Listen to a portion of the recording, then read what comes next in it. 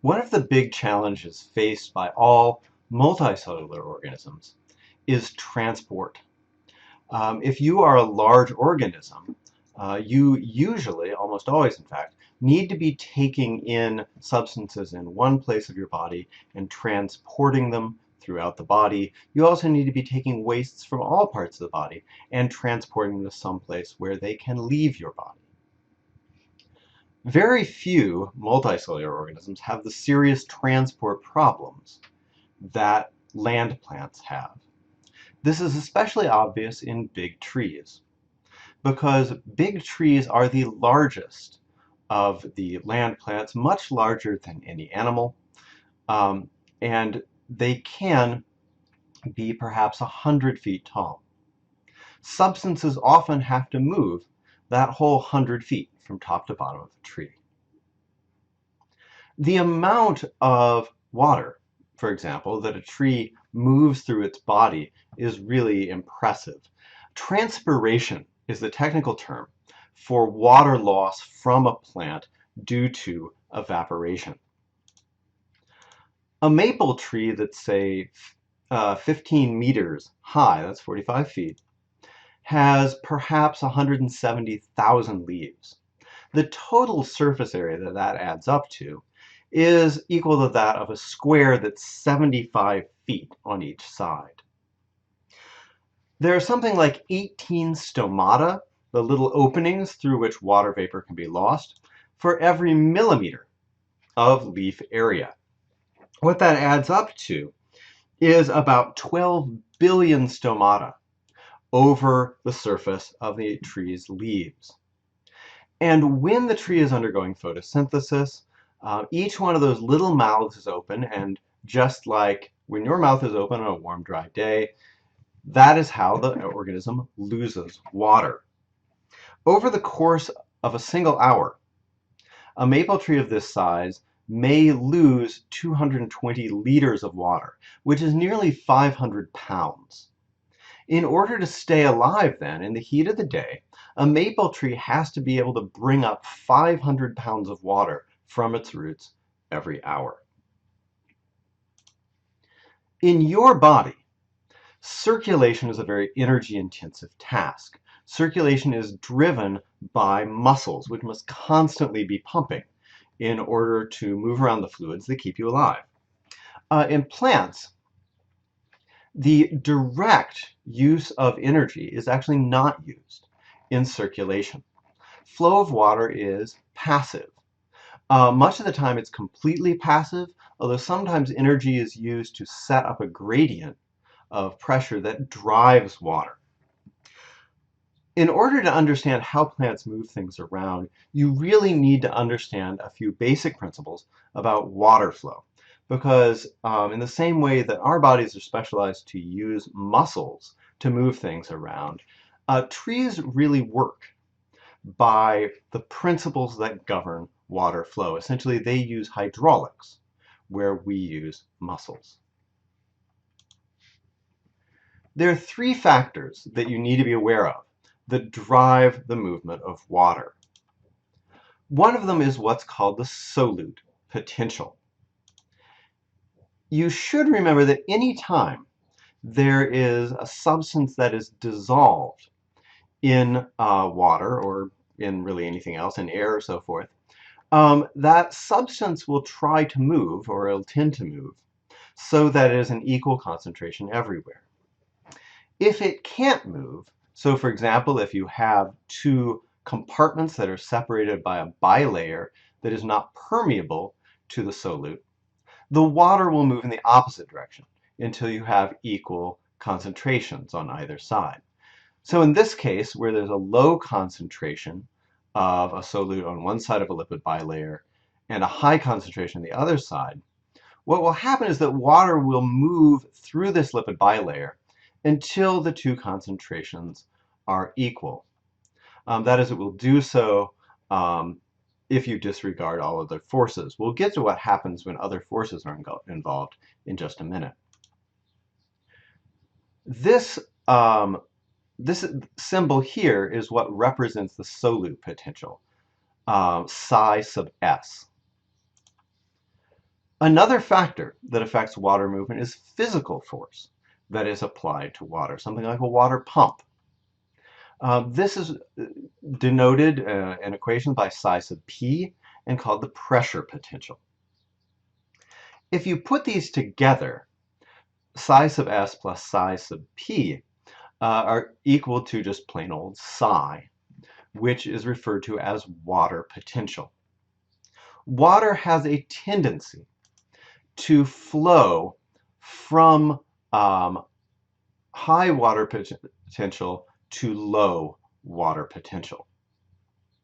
So for example, in this case, if you have pure water on one side of a semipermeable membrane and a solution on the other side, the solute potential will tend to drive water across this membrane until the gradient of water potential is gone.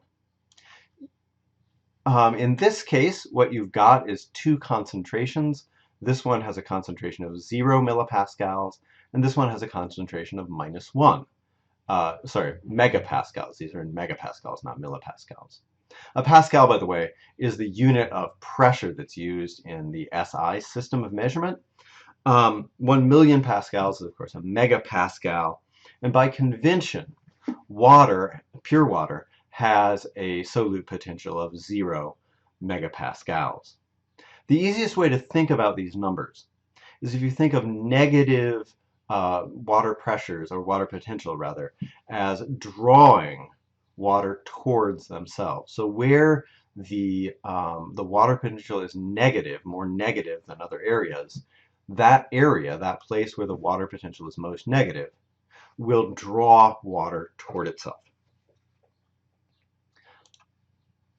So in this case, you've got water moving from a potential of 0, a water potential of 0, over to this area where it has a water potential of -1 megapascals. If you place pressure, if you place physical pressure down on this side, what happens is that the pressure, if you put a pressure of 1 megapascal pushing down on this water, that will equal out the solute pressure that is trying to pull water across from this side, the left side of the U-tube. Because those are equal, the water potential gradient across here is 0. Okay, the pull of solute potential in this direction from left to right is exactly counteracted by the pull or push of pressure potential from right to left.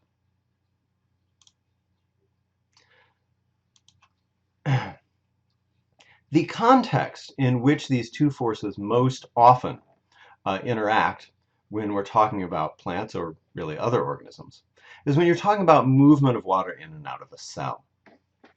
If you have a plant cell that is in a dilute solution, let's just pretend that it's in pure water, the plant cell obviously contains a lot of stuff that's dissolved in the cytoplasm inside, and so water is going to tend to move into the cell very rapidly. Again, it's moving from a place that has 0 water potential to a place where the water potential is negative. In plant cells, though, there's a really very strong cell wall around the outside of the cell. And as pressures, as basically more water comes into the cell than the cell can really hold, the cell membrane will start pushing against the cell wall, in the same way that the inner tube on a bicycle will press against the bicycle tire. By the laws of physics, that cell wall presses back with the same amount of force in the opposite direction. And eventually what happens is the system reaches equilibrium, where the solute potential pulling water into the cell is counteracted by the pressure potential, these blue arrows, of the walls pushing the water out of the cell again. This pressure pushing out is called Turgor pressure.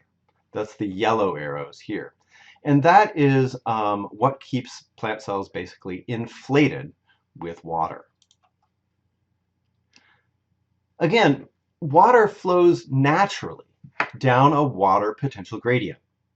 If psi is more negative in one area, water will flow toward that area without any actual use of energy on the part of any organism.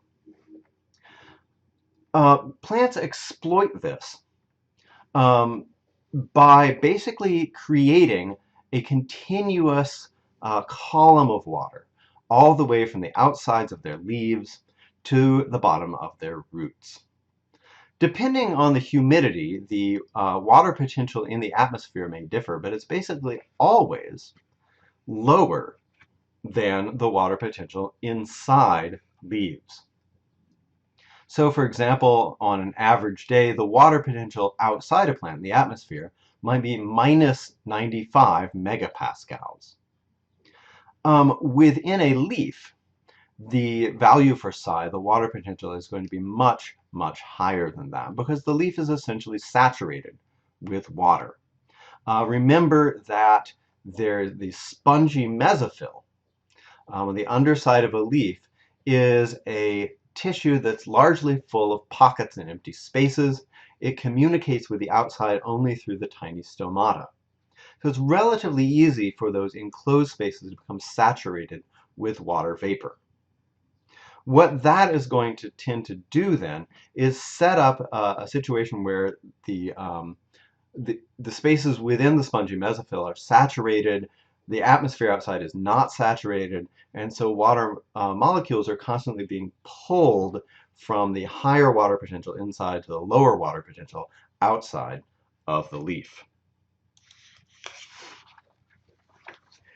There is a third force that you have to consider when you're thinking about the movement of water, and that is gravity. Water is really heavy stuff. A watermelon, like the one shown here, for example, is full of water, and if you try to lift one, you will realize that the amount of water inside a watermelon really weighs quite a bit. This is important for plants because the water that they have to lift up their trunk, often to a very high altitude altogether, is extremely heavy stuff. And so in order to pull that water all the way up from deep underground to the top of its body, a lot of force needs to be generated. A lot of force needs to come from somewhere.